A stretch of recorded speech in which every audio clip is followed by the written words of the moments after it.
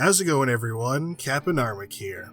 Nintendo's next console is nearly upon us. As of right now, it's less than 2 weeks away, and Nintendo has made sure to get the word out more than ever before. Clear abundant advertising, a lot of preview booths, a Super Bowl commercial, now that's something I've never seen before. And while the Nintendo Switch has gotten a lot of people excited, it's also had its fair share of skeptics. One reason being the Switch's questionable launch day lineup. It seems pretty lackluster for some, and others think that this might have a negative impact on the Switch at launch. Is that a valid concern, or are people just worrying for nothing? Let's find out. It only makes sense to first see what the Switch has in store for its launch day. Overall, the Switch has 10 games here in North America that will be available March 3rd. Wait, hold on. Okay, make that 9 games. Isaac was pushed back. Alright. That's gonna change my script up a bit, hold on.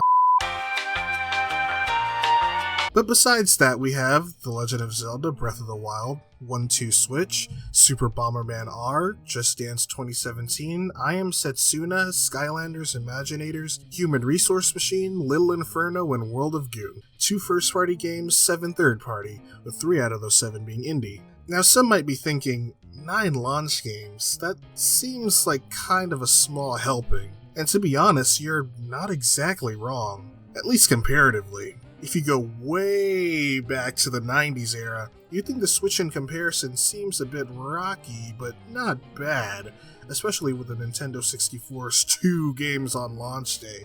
Yeah, only 2. But by the time you get to the next year of game consoles, the Switch has already been beat. And then you compare it to the launches of the previous generation and it just gets dominated. 34 games at launch? Wii U? What happened? Fastball. Oh yeah, that's what happened. So if we're gonna be honest with ourselves, for today's standards, yeah, the Nintendo Switch's launch can understandably be seen as lacking. And unfortunately, that's not the only thing that might place this launch on shaky ground. Take a look at these games again. Do any of them seem familiar to you?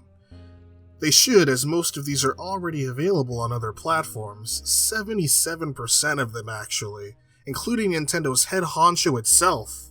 This would put it right next to its great-great-grandfather in terms of games unique to the console. Whether or not this is a detrimental harm to the Switch is all up to unpredictable personal preference, really. Just because a game is available to play on another system, doesn't mean everyone who has wanted to play it has already played it. Personally, I have never played Tomorrow Corporation's Human Resource Machine, and I will most likely be getting it on Switch come that fateful day. And to bring up the recently delayed for a second, I already have hundreds of hours in The Binding of Isaac on Steam, but I wouldn't mind shelling out some more dosh for the Switch version because A, I already love the game so much, and B, the portability. And speaking of, that's an advantage these games on the Switch have over some of the other platforms they're available on, the portability aspect, so it's only fair to take that into account as well, as it is definitely an influence that can change someone's decision on what platform to get a game on.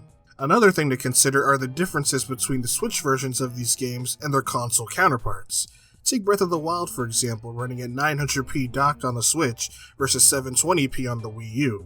The Switch version also has higher quality audio as well as different definitive collector's editions, but good luck finding those 3 seconds after they were announced. Another example, Just Dance 2017, has some songs exclusive to that version.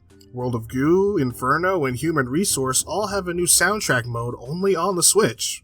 Now, to the average person, factors like these might not necessarily affect their decision making too much, but I still think it's enough of a difference to make them considerable aspects. Another critique that I've heard is that this just doesn't seem like a winner of a launch. I mean, forget the fact that most of these are on other consoles. Other than Zelda Skyrim, what other option do you have?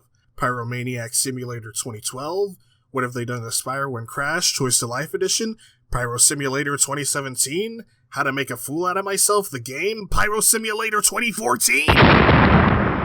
But really, I can understand where a concern like that could come from, and there's no real definite answer I could give to someone to change their mind. Again, it's pretty heavily preference-based. You could see a game like Little Inferno as merely an angsty teen's outlet for his arson-related urges, but to me it's quite a relaxing, stylized, and entertaining game. Whether you see this launch lineup as a winner or not all depends on what you're into. Could this launch have done a better job of appealing to different tastes? Oh, yes, definitely. I don't think it would have hurt to have some form of, say, a platformer or a fighter or some other genre available at launch. As far as the launch lineup selection goes, the Switch could definitely be improved on. All of your gems can't come out on launch day. You gotta give something for people to look forward to, and Nintendo has indeed given us a lot to look forward to in the future, which is probably why this launch lineup seems so lacking to some. But let's be honest, Mario Kart 8 Deluxe could have afforded to be a launch title. I'm just saying. But still, some of those future gems aren't that far away. There's still a few games within the same month that are releasing for the Snappy Hybrid. Classic Afterbirth Plus, Has-Been Heroes, Snipperclips, Shovel Knight Spectre of Torment, Fast RMX all arrive on the Switch relatively soon after its release, so even if the launch lineup is looking a bit grim, there are more options coming your way right around the corner. Nevertheless, aside from all these questionable circumstances, I don't think this controversial lineup is gonna hurt the Switch at all. This isn't the first time we've had a multi-platform Zelda at launch, or only 2 unique games for the system, or a launch with a bunch of ports. And the last generation clearly proved that the larger launch lineup definitely doesn't signify the more dominant system. So, all in all, I think the Switch will play out just fine regardless of the launch lineup. Could it be better? Yeah, totally. But it's certainly not an abysmal launch. And if you disagree, that's okay. After all, I'm just one opinion on the internet.